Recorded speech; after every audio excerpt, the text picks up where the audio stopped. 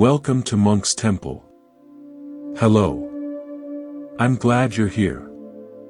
However you found this quiet space, whatever day you've had, whatever thoughts are circling in your mind like restless birds at dusk, just let them be for now. You don't have to do anything with them. You don't have to fix them, or understand them, or even listen to them.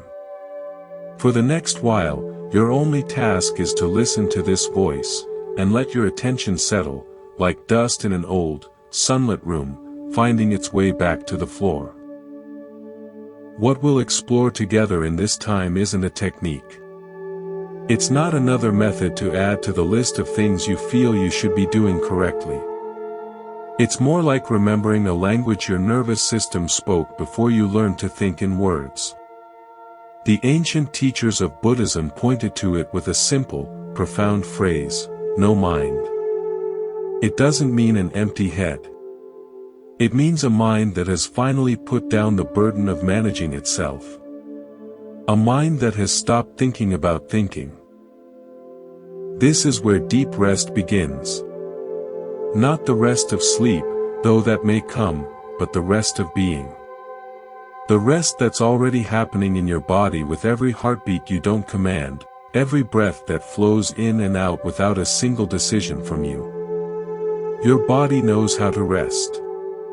It's been waiting for your thinking mind to join it. So, get comfortable. Let your body be supported completely. If you're sitting, feel the chair holding you. If you're lying down, feel the surface beneath you accepting your full weight. There's nothing to hold up anymore. Allow your eyes to close gently. And take one breath, not to change anything, but to acknowledge this moment.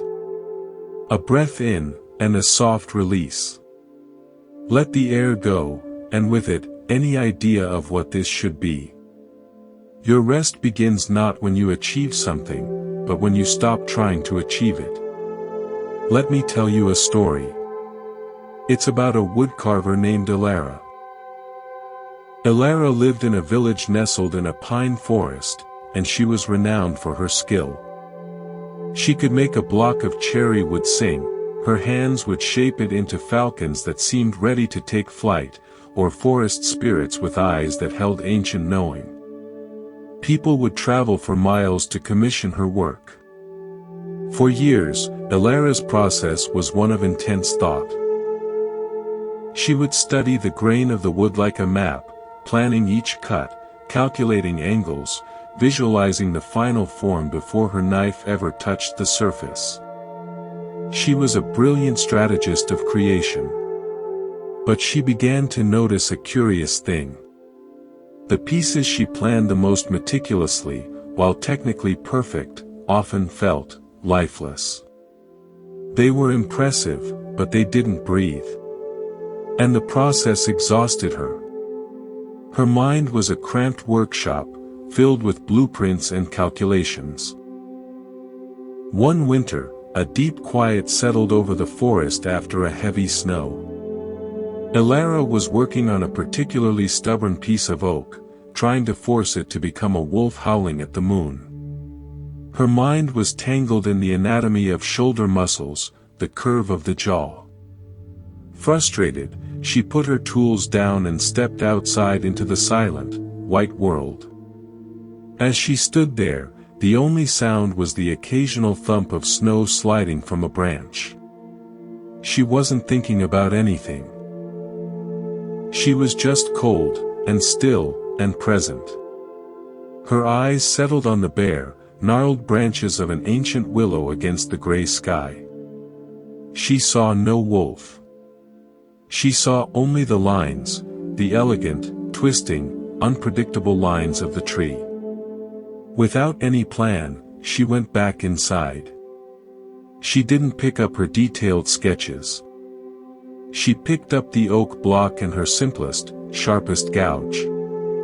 And she began to follow not an idea in her head, but a feeling in her hands. She let the tool find the path of least resistance in the grain. She wasn't carving a wolf, she was discovering the shape the oak had been holding secret. Hours passed, but they didn't feel like work. They felt like listening. When she finally stepped back, her mind quiet, her hands tingling with a knowledge that had no words, she saw what had emerged. It was the ancient willow itself, captured in oak, every twist and turn holding the memory of wind and time.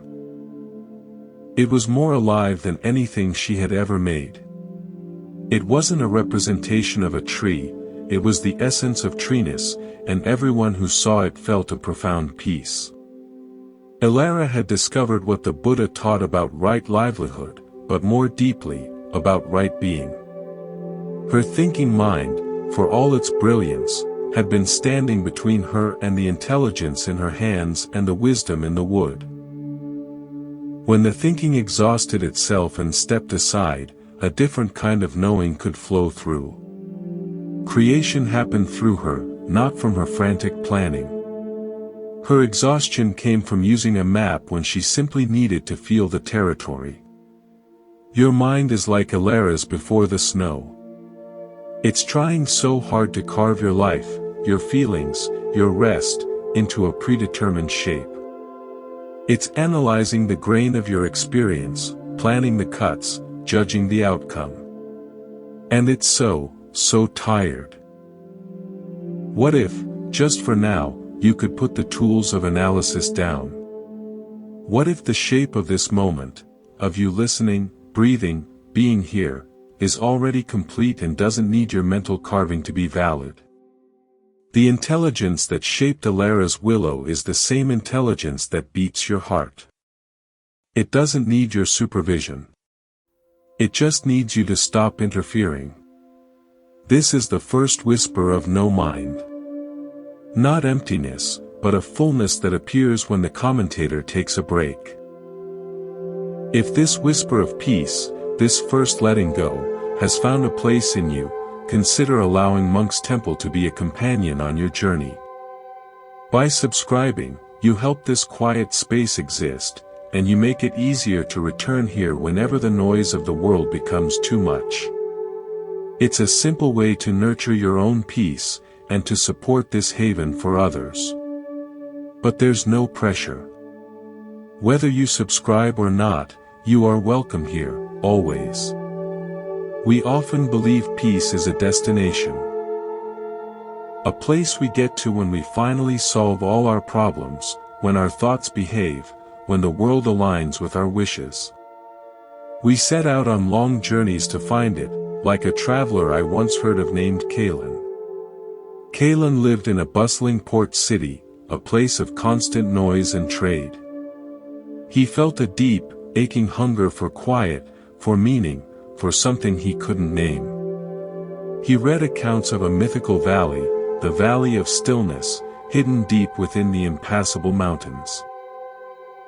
It was said that in this valley, streams made no sound as they flowed, wind caused no rustle, and the human heart could hear its own true rhythm. The ultimate peace. He spent years preparing. He studied maps, gathered supplies, trained his body. He left behind his work, his friends, his garden. His journey was the stuff of legends. He scaled sheer cliffs where ice never melted, crossed deserts where the sun stole memory, navigated jungles where every shadow held a watchful eye. His mind was a single, burning point: reach the valley. Find the stillness. The thought of it was both his fuel and his torment. After a decade of travel, ragged and thin, he came to the final range. The mountains here were like shattered teeth against the sky. According to the oldest scroll, the entrance to the valley was a narrow pass behind a waterfall that flowed upward. He searched for months. One evening, in despair, he collapsed at the base of a particularly sheer cliff. He had failed. The journey, the sacrifice, had all been for nothing.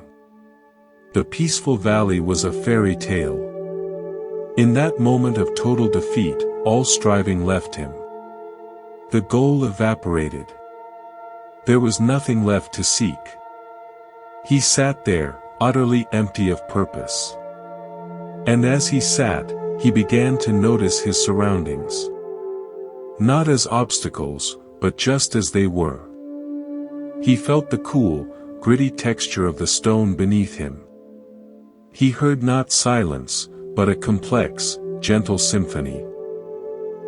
The distant sigh of wind over a high ridge, the chirp of a single cricket in a crevice, the slow, steady rhythm of his own breath.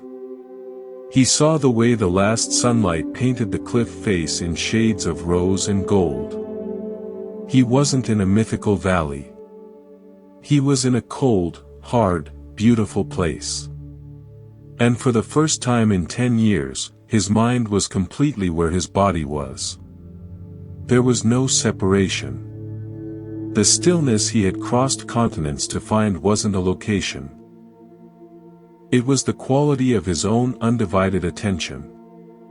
The peace was in the meeting of his senses with the world, not in the world being a certain way. He began to laugh, a soft, astonished sound that echoed slightly off the stone. He had been carrying the valley with him all along, but his mind had been too busy looking for the map's label to feel the ground under his feet. The Buddha taught that peace comes from within. Do not seek it without. Kalen's epic journey mirrors our own mental journeys. We think, I'll be peaceful when I finish this project, or when I resolve that conflict, or when I finally master meditation. We climb mountains of achievement and cross deserts of self-improvement, seeking the valley of stillness. But the exhaustion comes from the seeking itself, from the mind's constant orientation toward a future where things are different. True rest appears in the collapse of the search. It's what's left when you stop trying to get somewhere else. The feeling of your body right now, the sound of this voice, the space around you, this isn't the obstacle to your peace. This is the very ground of it. Kalen didn't find a new place, he finally arrived in the place he had always been. Your thinking mind is still scaling those imaginary cliffs, looking for the perfect condition for rest. Can you invite it, just for a moment, to collapse at the base of the cliff? To feel the simplicity of here and now. The journey ends when you stop traveling. What happens when we stop the journey, even briefly? We come into contact with a different kind of intelligence.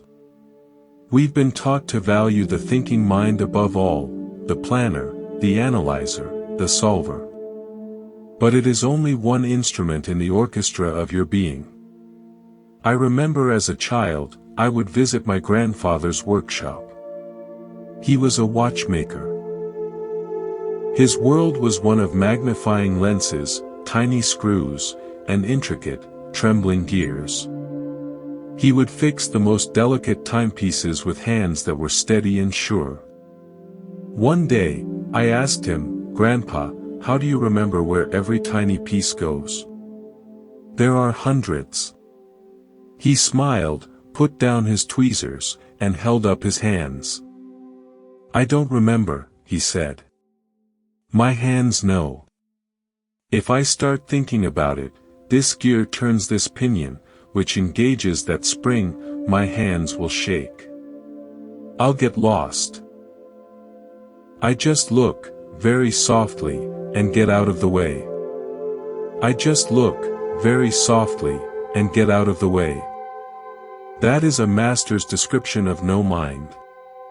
His thinking mind wasn't in charge of the repair, it was in service to a deeper, embodied knowing. It provided the initial knowledge, but then it had to surrender control to the intelligence in his eyes and fingers. The moment it tried to micromanage, everything faltered. This is why effort often backfires. You cannot think your way into no mind any more than my grandfather could think his way into assembling a watch. The trying, the striving, the mental effort to achieve relaxation or grasp emptiness, it's the thinking mind insisting on being the foreman of a job it's uniquely unqualified for. It's like using a telescope to smell a flower. The wrong tool for the task. The Buddha often taught in paradox because of this. He pointed toward a goal, nirvana, enlightenment, while simultaneously teaching that grasping for it ensures you'll never reach it. The path is about letting go of the path. The peace is found in ceasing the war for peace. Your grandfather's hands, Elara's gouge, the beat of your own heart, they all operate on this principle of effortless, intelligent action that arises when conscious control relaxes. Consider your breath this very moment. You weren't consciously breathing a moment ago. Your body was doing it, perfectly adjusting to your needs. The moment I mention it, your thinking mind might jump in. Am I breathing deeply enough? Should it be slower? And immediately, the natural rhythm can become awkward, manual. That's the interference. That's the watchmaker thinking about the gears instead of letting his hands work. Can you, right now, release the breath back to the body's care? Let it be an automatic process once more. In that small surrender, you practice getting out of the way. This interference, this management, extends to our very sense of self.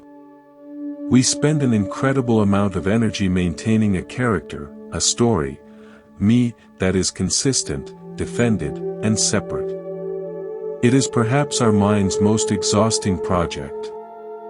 There's a tale from the Zen tradition, though I'll tell it in my own words, about a great teacher and a mirror. A young, fiercely intellectual monk challenged the master, demanding proof of enlightenment, of no self. "Show me this state where there is no me," he demanded.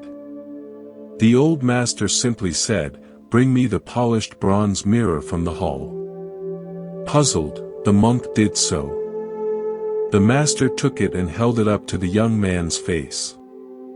"What do you see?" "I see my reflection," the monk replied. "Look closer," said the master. The monk frowned, staring at his own determined, confused face in the metal. "I see myself. My eyes, my nose, my mouth."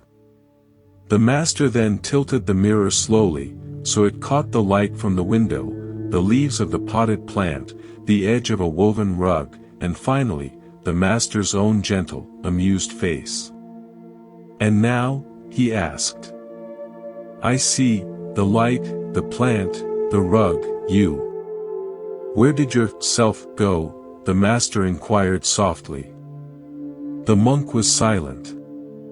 The master continued. "The mirror doesn't choose.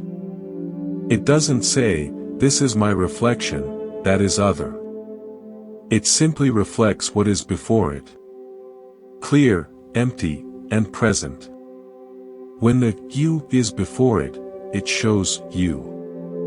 When the world is before it, it shows the world. No separation.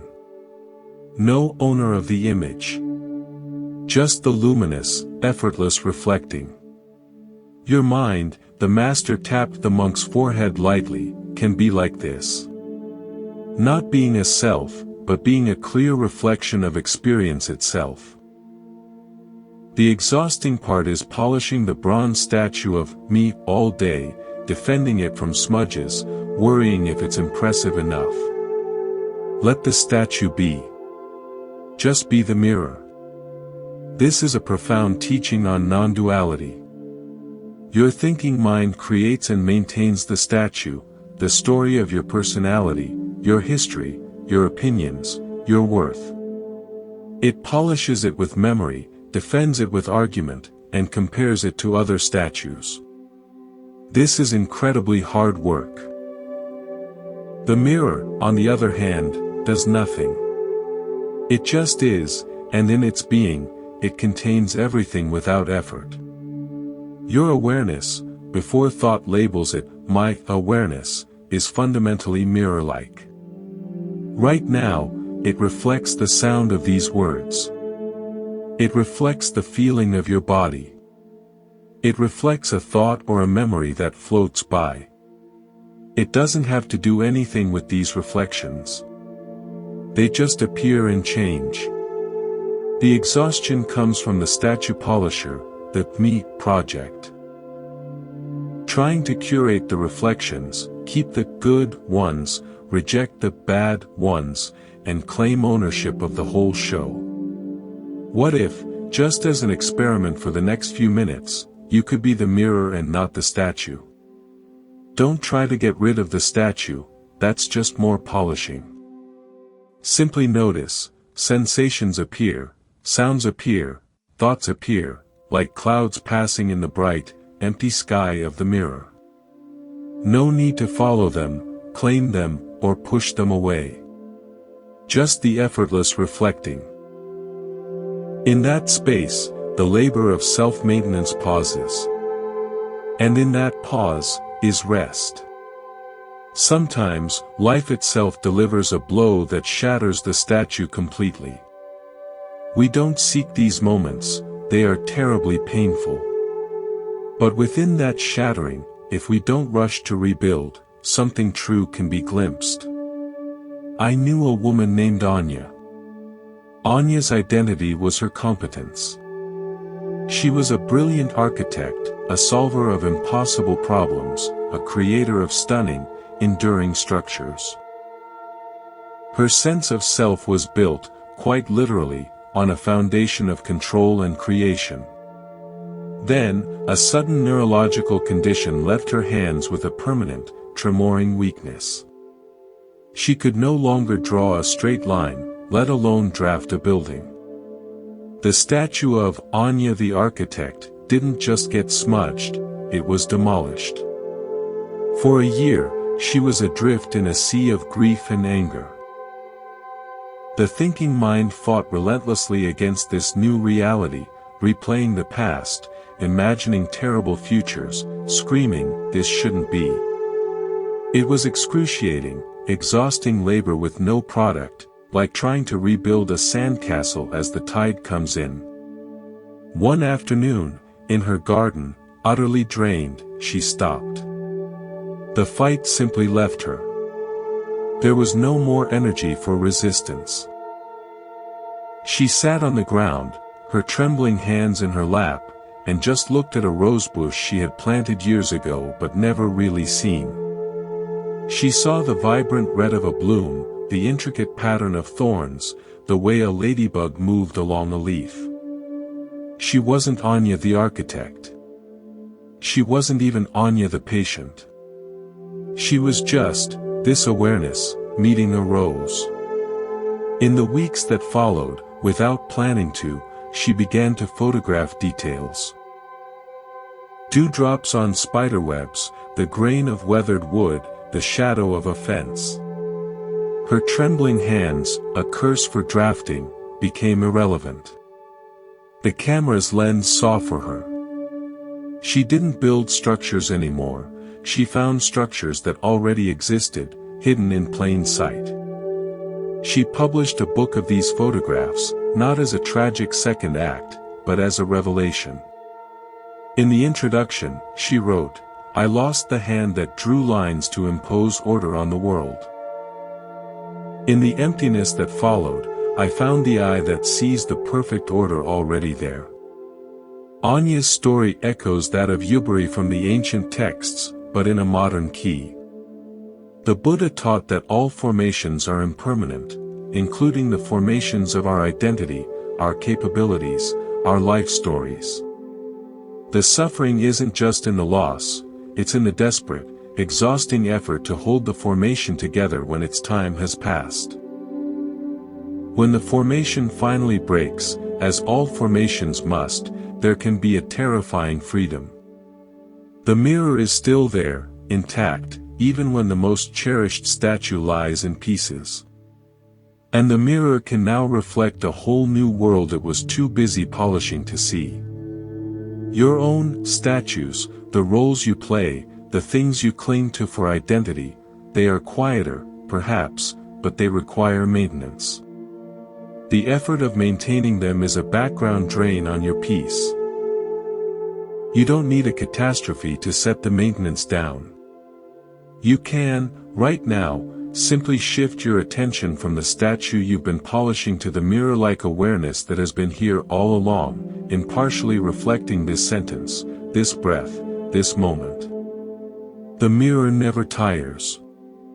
Let's explore this mirror-like awareness in a different way, through the innocence of a child. My nephew, Leo, when he was about 4, taught me a lesson I've never forgotten. He was playing with a set of wooden blocks, completely absorbed.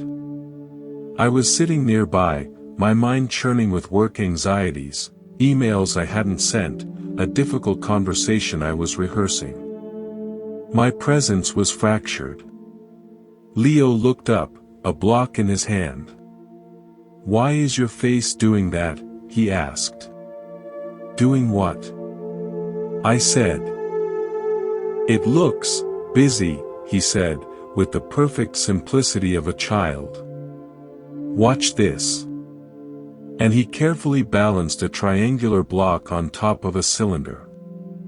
He held his breath, his whole being poured into the delicate point of contact.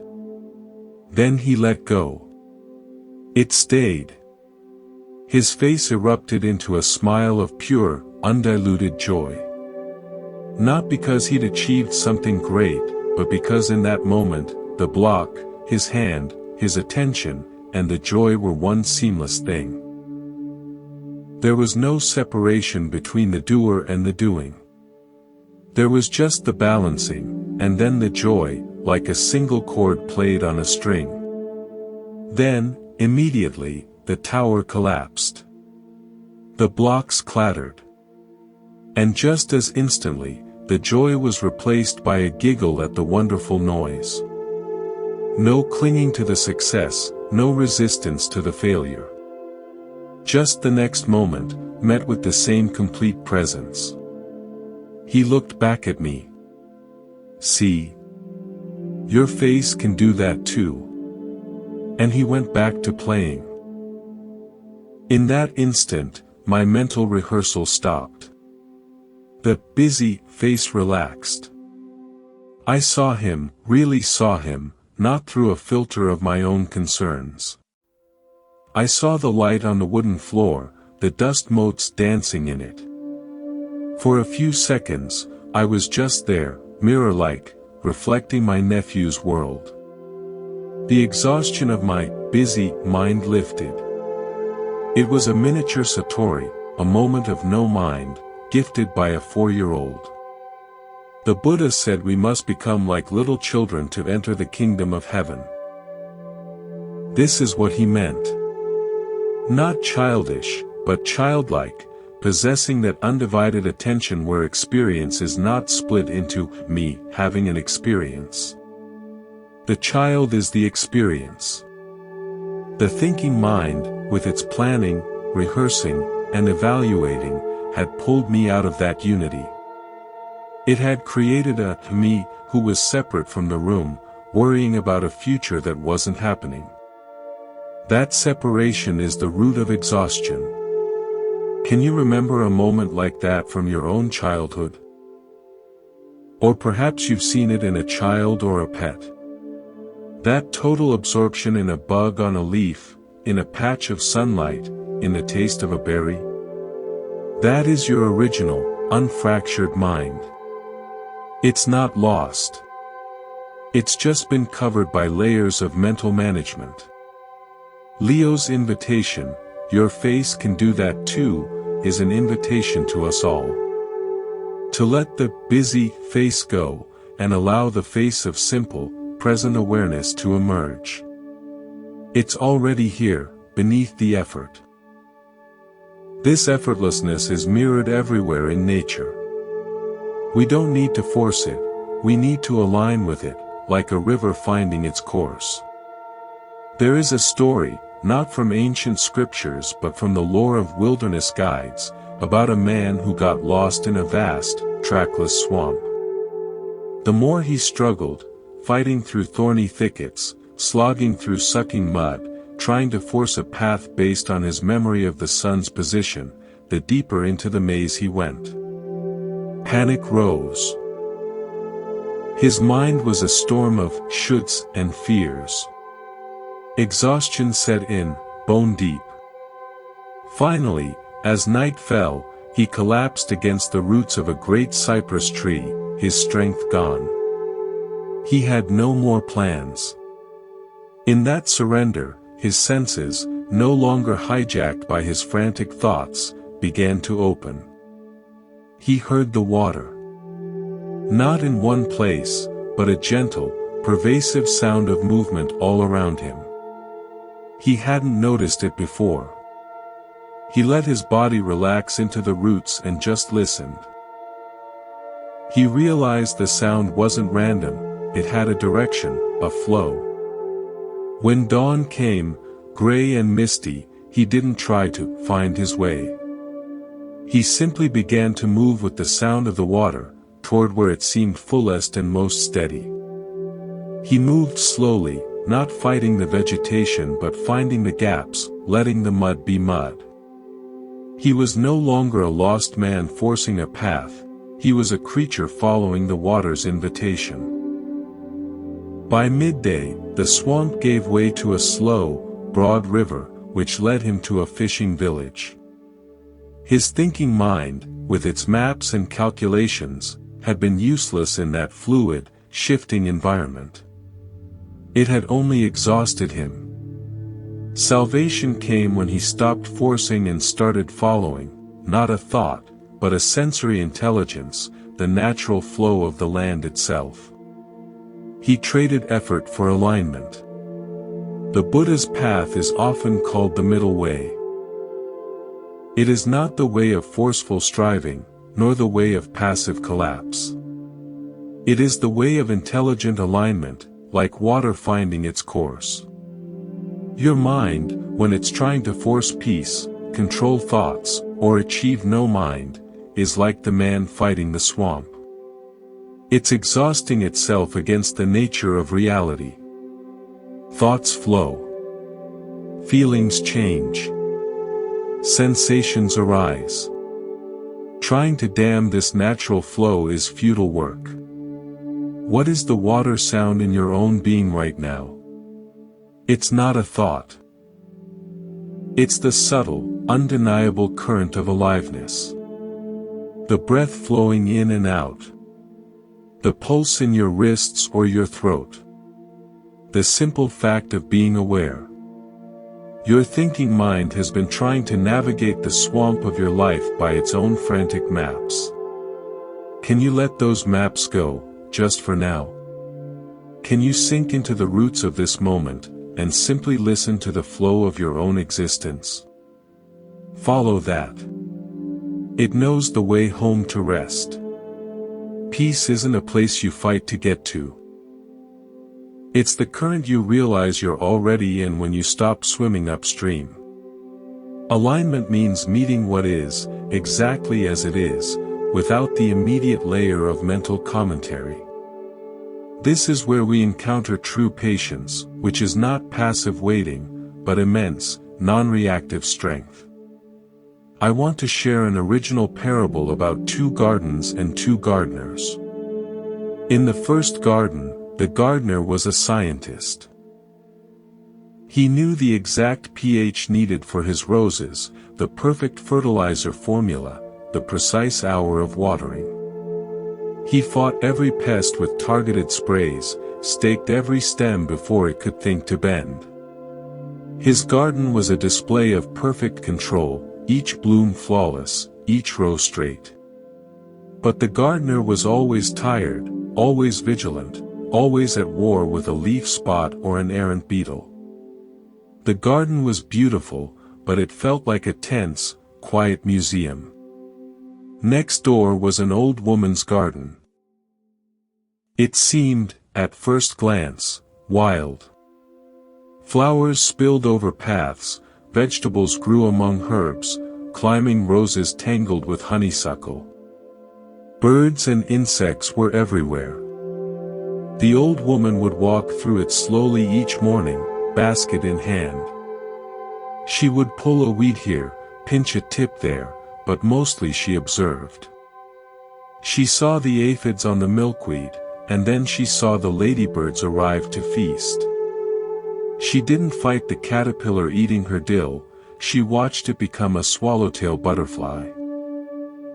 When a storm broke a heavy sunflower stalk, she propped it up gently and whispered, "There you go, dear." Her garden was not perfect. It had chewed leaves and uneven growth. But it teemed with life, resilience, and a profound, buzzing peace. The gardener was never frantic. She worked with the garden, not on it. She had the patience of the ecosystem itself. One summer, a drought struck. The scientist's garden, dependent on his precise, forced interventions, withered quickly despite his frantic, exhausting efforts. The soil, unused to fending for itself, had no depth. The old woman's garden, however, suffered but endured. The deep, untilled soil held moisture longer. The dense, layered planting created its own shade and humidity. The garden knew how to survive because it had never been stripped of its own intelligence. The first gardener represents the thinking mind in its mode of control, analysis, and war against what is. It's exhausting, and it creates a fragile system dependent on constant effort. The old woman represents no mind, the patient, observant, aligning intelligence that trusts the natural wisdom of the system. She had the forbearance to let processes unfold, to not intervene prematurely, to meet each event, pest, storm, drought, not as an enemy to be vanquished, but as a condition to be met with adaptability. The Buddha praised this kind of patience as the highest strength. It is the strength of the deep soil, the resilient ecosystem, the unmoved mirror. Your mind, when it rages against a feeling you don't want, or clings desperately to a thought you wish to keep, is the scientist at war with his own garden. It's exhausting, and it weakens the whole system. The patience of no mind is the old woman's gentle walk. It meets the anger, the anxiety, the joy, the boredom, with the same quiet observation, "Ah, this is here now." It doesn't rush to spray it with rejection or cling to it with greed. It allows the ecosystem of your being to find its own balance. This patient, allowing awareness is where your mind can finally rest from its endless gardening war. How do we cultivate this garden of patient awareness? We start with the smallest, most ordinary thing. Not with a grand meditation technique, but with what is already in your hands. There's a modern monk I read about, though I'll imagine him in my own way. He was assigned to the temple kitchen, tasked with washing the rice. Not cooking it, just washing it. Every day, before dawn, he would receive a large basin of raw rice. His job was to pour clear water over it, swirl it with his hand until the water turned cloudy, drain it, and repeat until the water ran clear. That was it. For the first year, he hated it. His mind was elsewhere, in the meditation hall with the others, in the library with the texts. He washed the rice with hurried, resentful motions, his thoughts full of spiritual ambition. The task was a monotonous prison. Then, one winter morning, his hands were cold. As he plunged them into the water and rice, he felt the startling contrast, the icy water, the hard, cool grains. For the first time, he really felt it. He slowed down. He noticed the sound of the water pouring, a soft rush. He saw the way the individual grains, like tiny pearls, swirled in the vortex his hand created. He watched the cloud of starch bloom in the water like a galaxy forming. He felt the texture change as the rice became cleaner, smoother. He wasn't washing rice anymore. He was in a silent, intimate conversation with water and grain. His mind, with nowhere else to go, settled into his hands, his eyes, his ears. The monotonous task became a universe of sensation. The him who wanted to be elsewhere dissolved into the washing. There was just the swirling, the flowing, the clearing. When he finished, the water ran clear, and so, it seemed, did his mind. He realized he had just meditated more deeply than in any formal sitting. He had found no mind not by trying to empty his head, but by filling his attention completely with one simple, sensory reality. This is your practice, if you wish. You don't need a meditation cushion. You have your own version of washing rice. It might be feeling the warm water on dishes, noticing the pattern of lint on a towel as you fold it, feeling the vibration of the steering wheel as you drive, truly tasting the first sip of your morning tea. Your thinking mind dismisses these as boring, unimportant, mere background to the important mental drama. But that is where it hides from you. In that dismissal, it stays in charge, spinning its stories. The gateway to rest is right in that boring task. Don't do it to get it over with. Do it to meet it. Pour your entire attention into the sensation, the sound, the sight. When your mind wanders to a thought, gently, without judgment, bring it back to the feeling of the cloth, the taste of the tea. You are not practicing concentration. You are practicing homecoming, returning awareness to the direct experience of the body, right here, right now. In that full attention, the separate, chattering self quiets down. There is just the doing, the sensing. That is the rest you seek. It's available with the next dish you wash, the next step you take, the next breath you don't even have to take. It's already happening. This brings us to a powerful and often misunderstood teaching, the concept of emptiness, or sunyata in the Buddhist tradition. It doesn't mean nothingness or nihilism. It's more like the story of the sculptor and the space within the bowl. A king once commissioned a sculptor for a gift that would represent ultimate wisdom. The sculptor worked for a year and presented a stunning, solid jade statue of a wise sage. The king admired it but felt uneasy. "It's beautiful," he said, "but it feels heavy. Final. Like wisdom is this fixed thing." The sculptor bowed and left. A year later, he returned. He carried a simple wooden box. He opened it before the king. Inside, nestled in silk, was a perfect, exquisitely carved wooden bowl. It was beautiful, but the king was puzzled.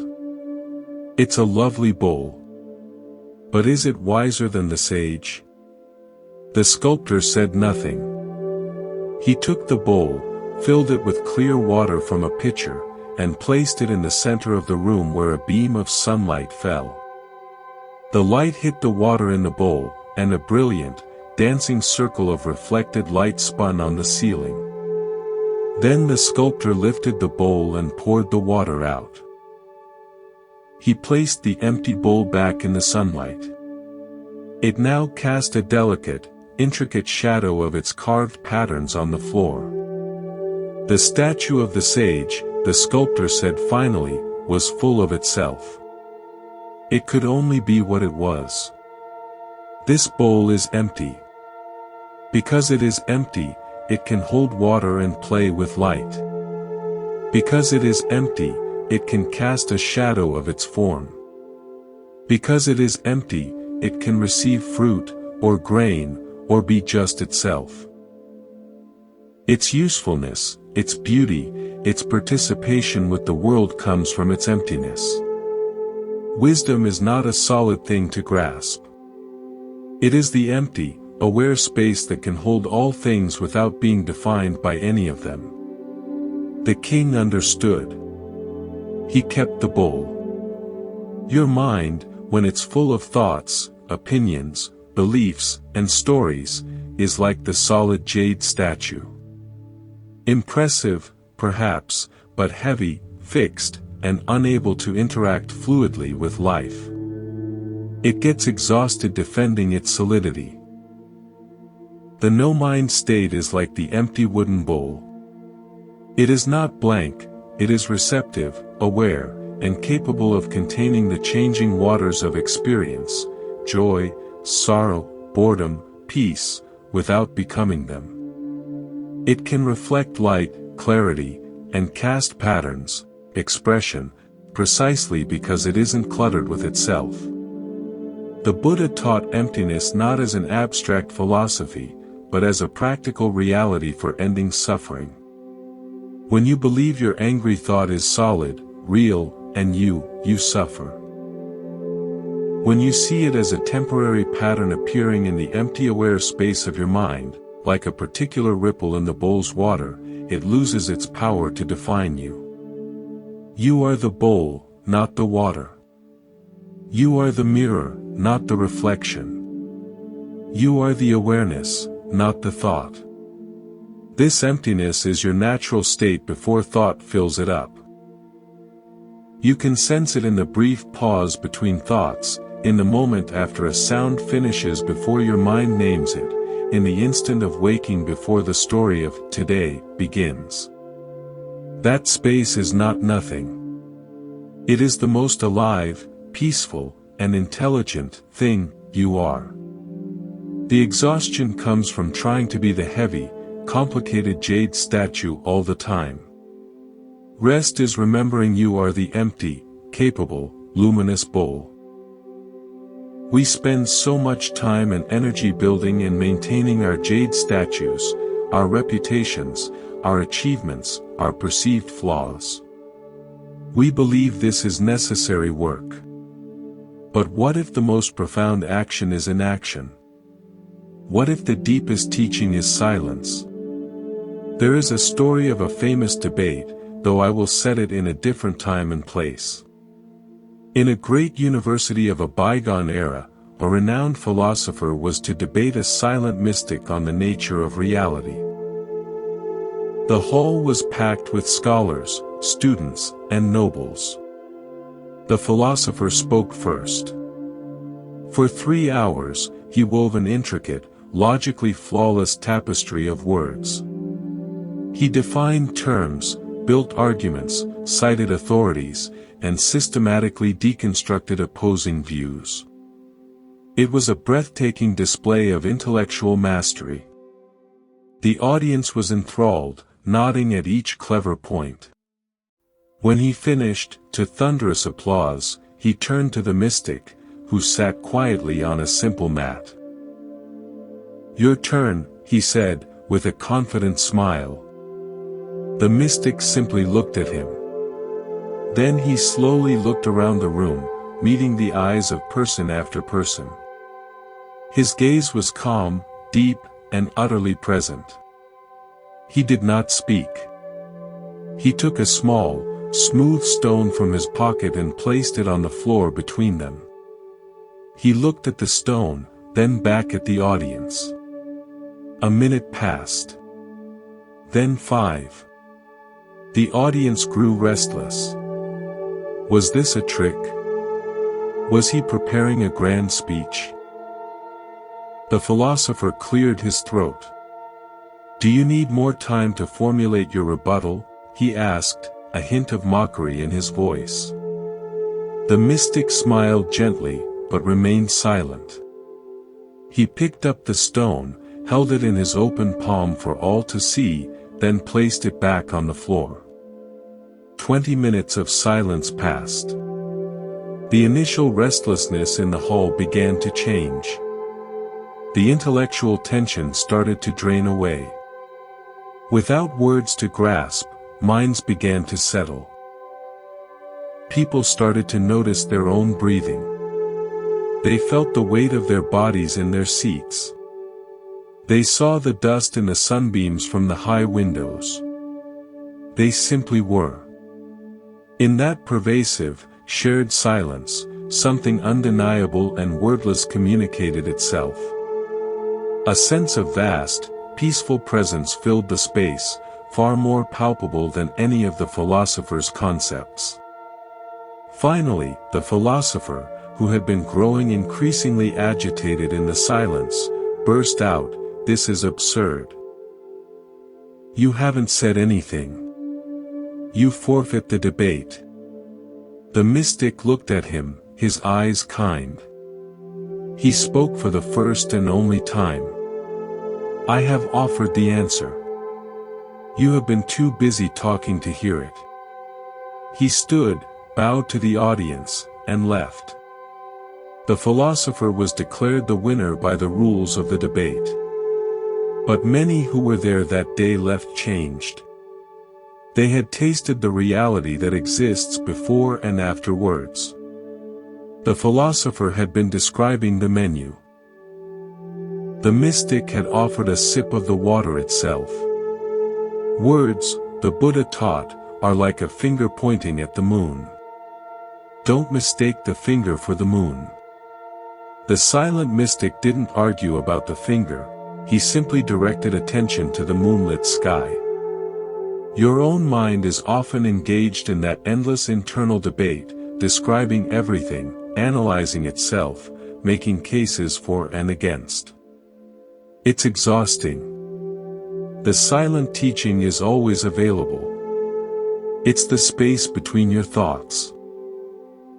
It's the awareness that listens to the debate without taking sides. You don't have to win the internal argument to find peace. You simply have to notice the silent, aware space in which the argument is happening. That space is untouched by the conflict. It is your sanctuary. Rest there. This sanctuary is not a retreat from the world. It is a way of being in the world with profound simplicity. It reminds me of a man named Henry who lived in my town when I was young.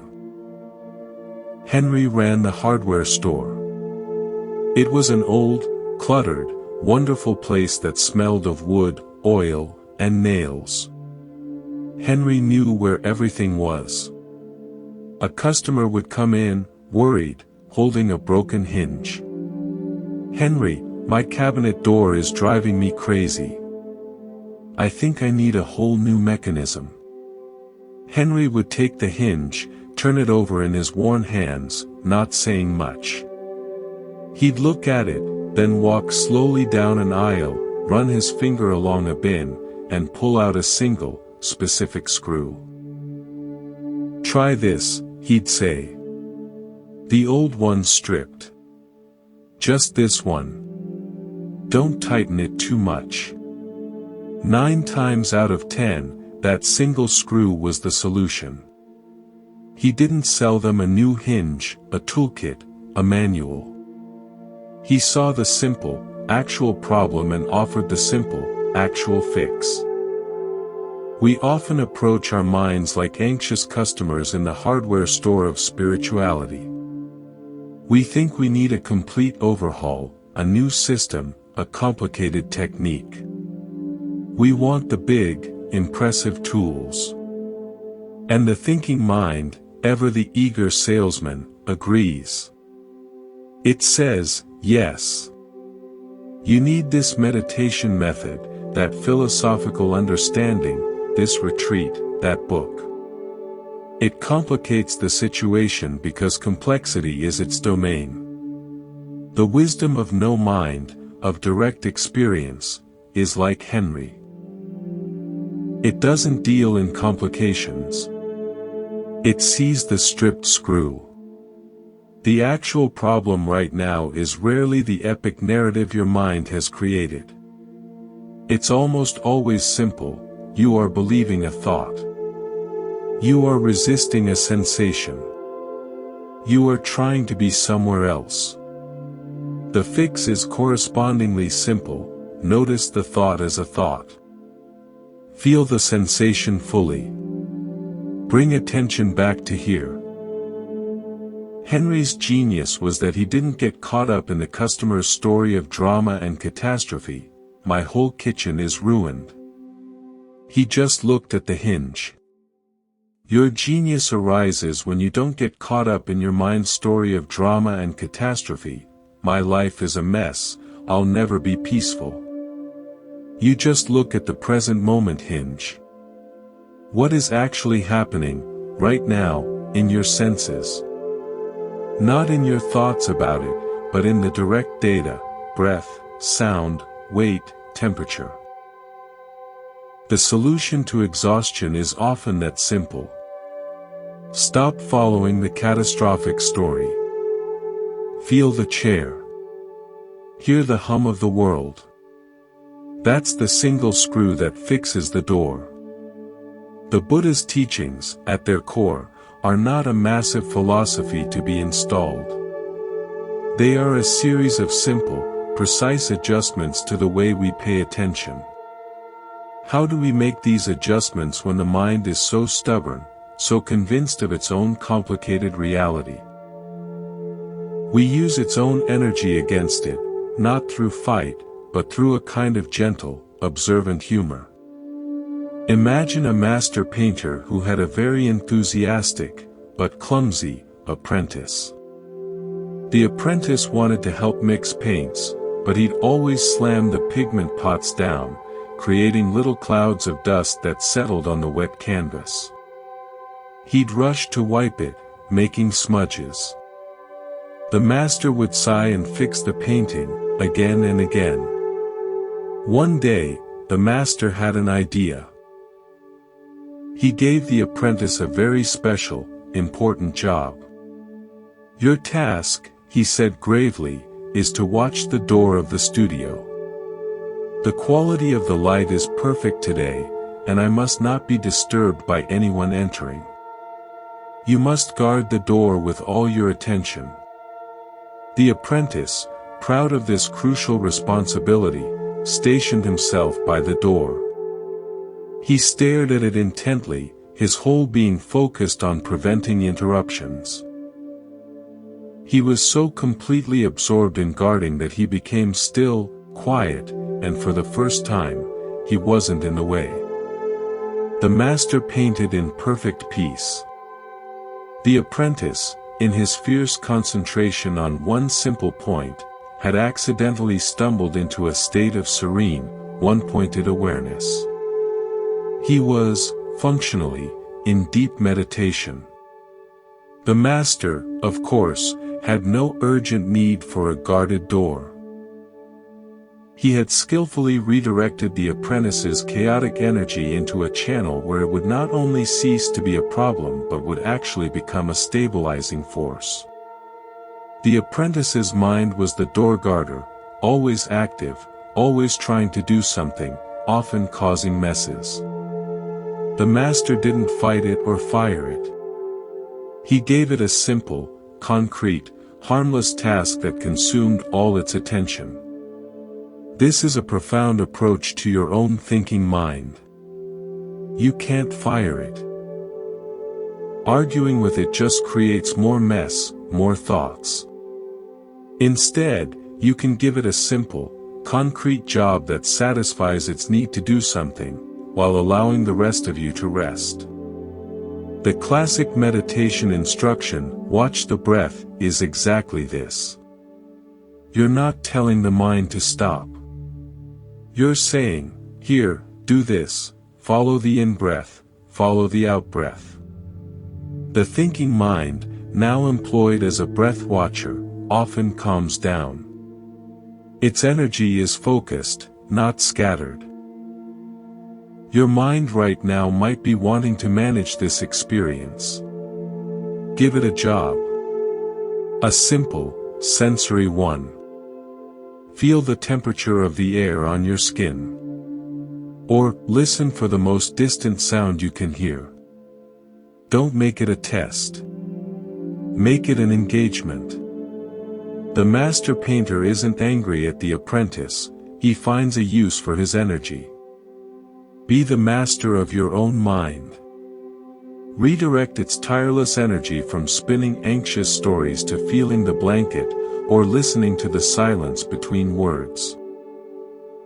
In that redirection, it often settles, and in that settlement, you find the peace that was underneath its chaos all along. We've been speaking of the mind as if it's a single thing. But often, the exhaustion comes from a civil war within it. One part wants to rest, another part says rest is lazy. One part feels compassion, another part judges it as weak. This internal conflict is draining. There's an ancient teaching tale I'll adapt about a kingdom torn by civil war. Two brothers, both claiming the throne, had divided the land. Their armies clashed at a great river that ran through the heart of the kingdom.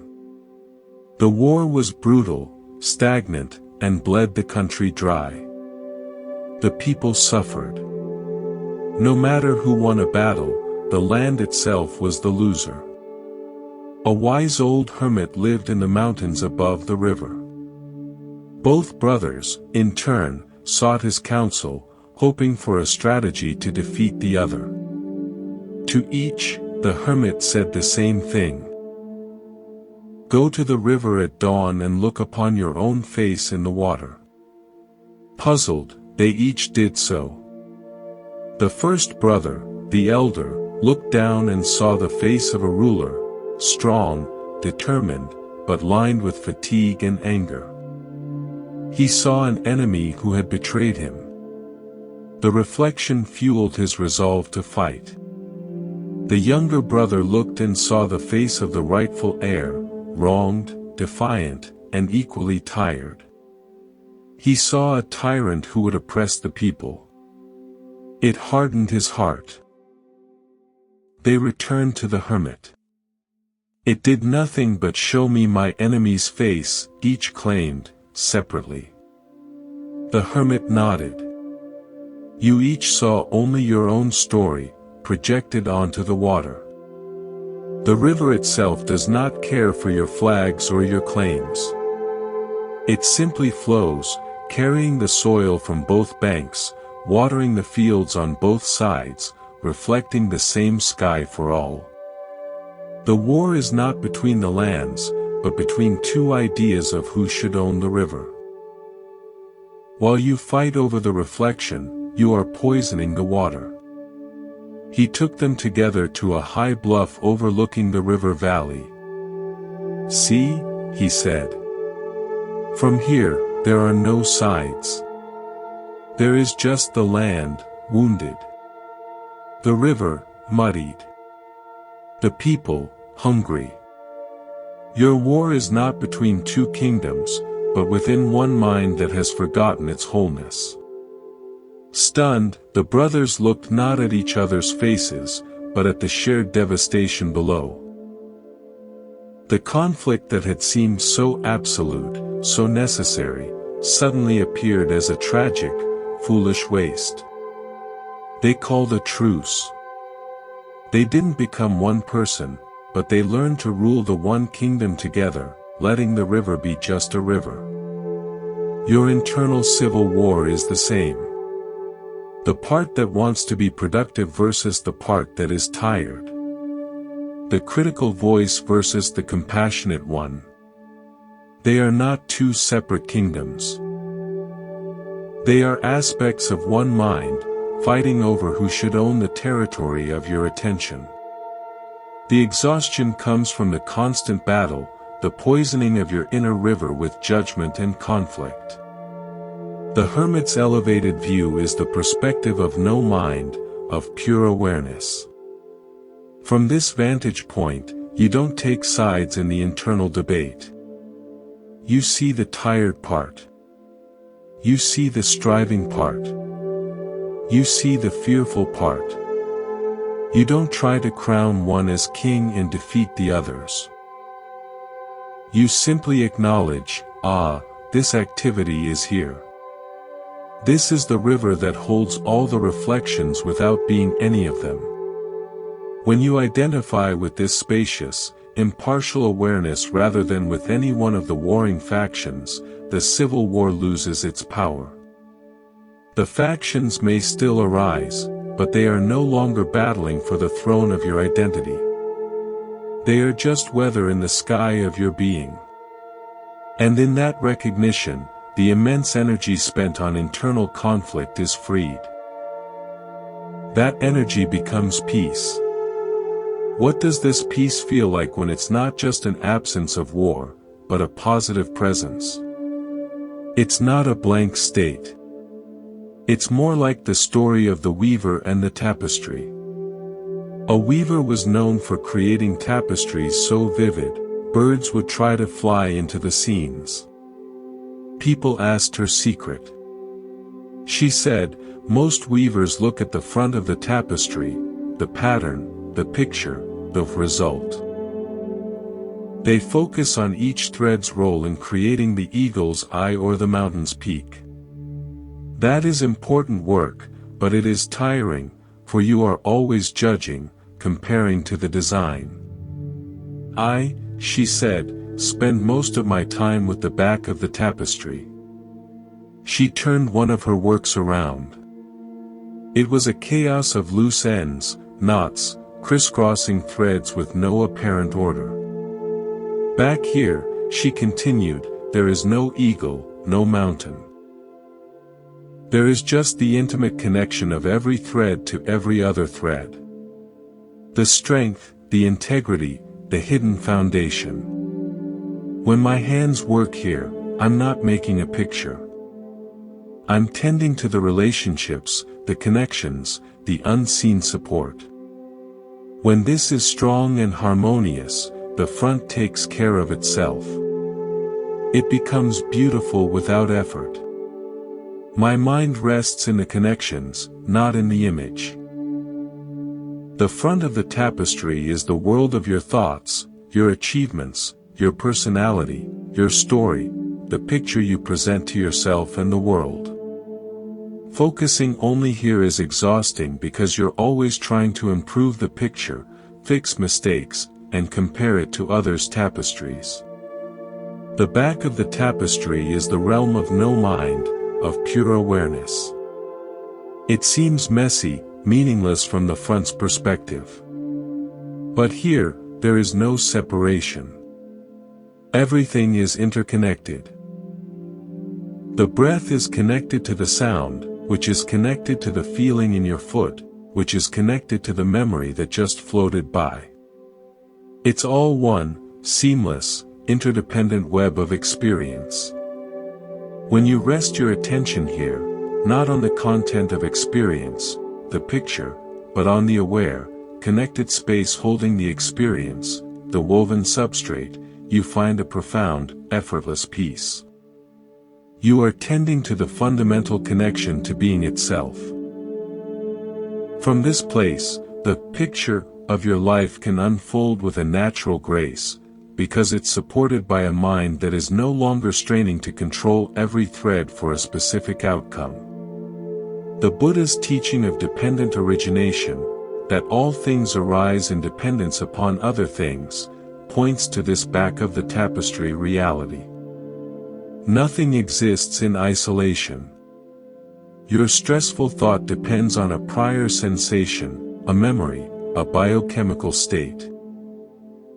Seeing this interconnected web from the back dissolves the solidity and urgency of any single thread, or thought. You see it as part of a whole, and in that wholeness, is rest. Can you feel, right now, the back of your tapestry? Not the story of you listening, but the raw sensation of listening itself, woven into the feeling of breathing, woven into the weight of the body. That interconnected, nameless sensing is your restful home. Coming home to this interconnected sensing requires a certain kind of courage, not the courage to fight, but the courage to feel. To feel fully, without the buffer of thought. I will tell you a story about a knight, but not a typical one. Sir Gareth was famed for facing down dragons and armies without a flicker of fear. His courage was a wall of iron. Then, a strange curse befell him. He could no longer feel physical pain. At first, he saw it as the ultimate power. He fought more recklessly than ever. But soon, he began to sustain terrible, unnoticed injuries. A deep cut in battle would go untended until infection set in. He'd lean on a broken wrist, worsening the damage. His body, without the messenger of pain, was being destroyed. Worse was the inner emptiness. The thrill of victory, the warmth of a fire after a cold ride, the comfort of a friend's hand on his shoulder, these two were muted, distant. He was encased in a numb shell.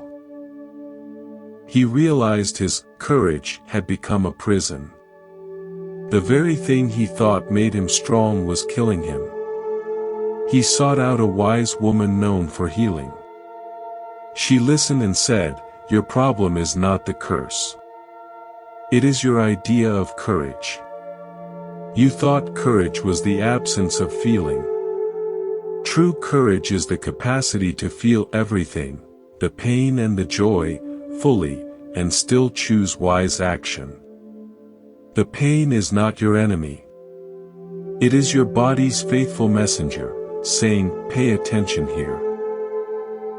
Your numbness is not strength, it is a disconnect from life itself." She gave him not a potion, but a practice. Sit by the stream each morning. Put your hand in the water. Don't think about it. Just feel the temperature. Is it cold? Feel the coldness, not the idea of cold. Let it be sharp, clear, pure sensation. Then take a berry. Taste it. Let the tartness or sweetness fill your whole awareness. Do this until the messengers get through. Gareth did this, frustrated at first. But slowly, the direct sensations began to pierce the numbness. The shocking cold of the water was agonizingly vivid. The burst of flavor from a berry was almost overwhelming. He began to weep, not from sadness, but from the sheer intensity of being alive again. He realized his old courage had been a fear of feeling vulnerable. True strength was this radical openness to experience itself, message and all. Your thinking mind often tries to perform Sir Gareth's early courage. It tries to numb you to unpleasant feelings, anxiety, sadness, boredom, and cling to pleasant ones. This is exhausting work, policing the borders of experience. And like Gareth, you become disconnected from the vibrant flow of life. No mind is the courage of the wise woman's prescription. It is the willingness to feel the raw data of the present moment, the pressure, the sound, the emotion, directly, without the intermediate commentary of, "This is good," or, "This is bad." You let the cold water be cold. You let the tiredness be tiredness. You don't argue with it or numb yourself to it. In this direct feeling, there is no separation between you and the experience. There is just the experiencing. And in that unity, the conflict ends. The exhaustion of resistance ends.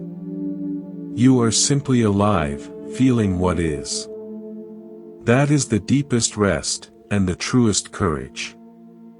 This direct feeling, this unity, is what the masters point to with their seemingly paradoxical statements.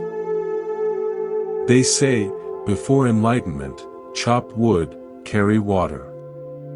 After enlightenment, chop wood, carry water. The action looks the same. The experience is utterly different. Imagine two potters at neighboring wheels. The first potter is focused on the pot. He has a perfect image in his mind. He fights the clay, forcing it to match his idea. He's anxious about the shape, the thickness, the outcome. His shoulders are tense. The process is a battle of will against material. If the pot collapses, he's devastated. If it succeeds, he's briefly relieved before worrying about the next one. The second potter is focused on the clay. She feels its cool, slick resistance in her palms. She feels the wheel's rhythm through her feet. She's in a dialogue with the material, responding to its feedback, allowing the form to emerge from the collaboration between her intention and the clay's nature. There's no separation between her and the process. She is the centering, the pulling, the shaping. If the pot collapses, she observes, too much water, and begins again with the same attentive presence.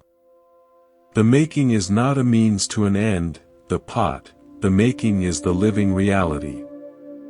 The pot is a byproduct. The first potter is the thinking mind in action.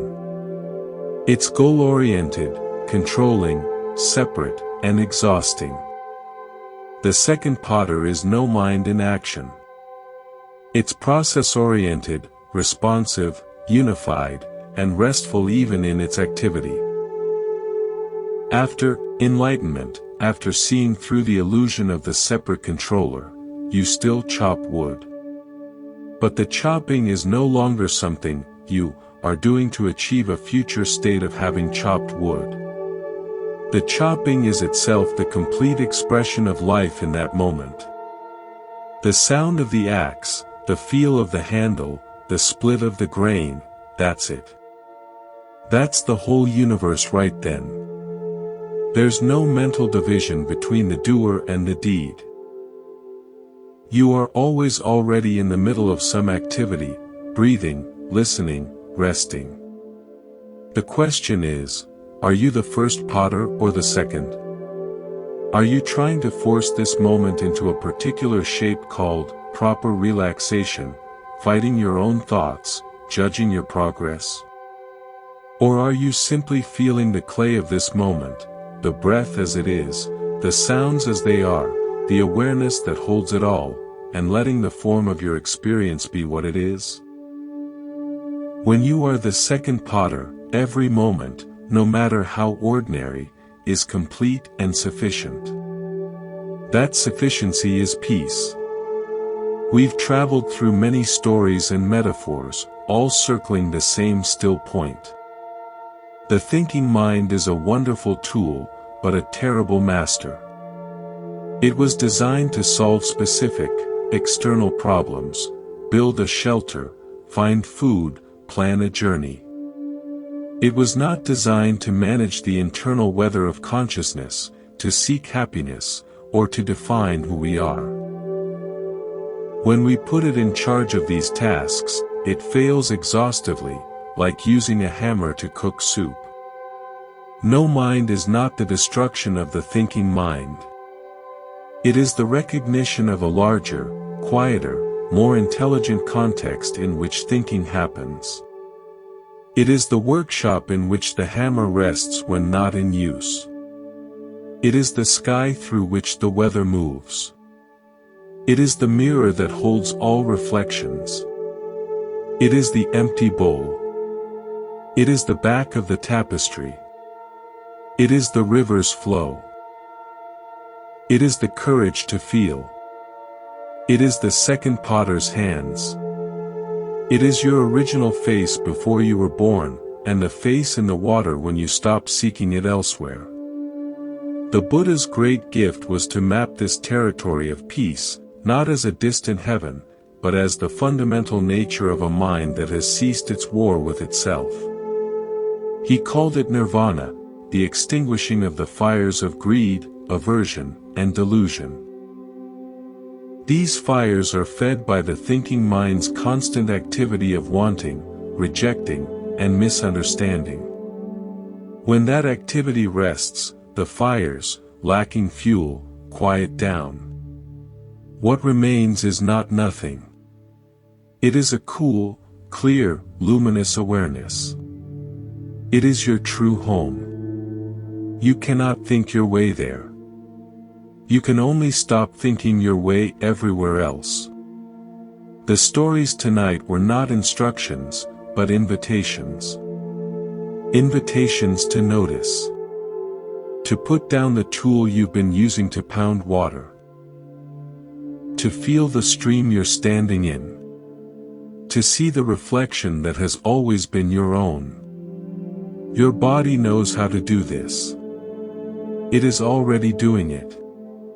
Your breath flows. Your heart beats. Your cells renew.